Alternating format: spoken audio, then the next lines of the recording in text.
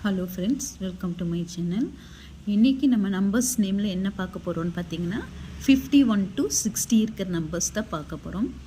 51 51, 52 பவன், 53 திருப்பவன், 54 चौवन, 55 पचपन बचपन, 56 छप्पन, 57 सत्तावन, 58 अट्ठावन, 59 59, 60 60.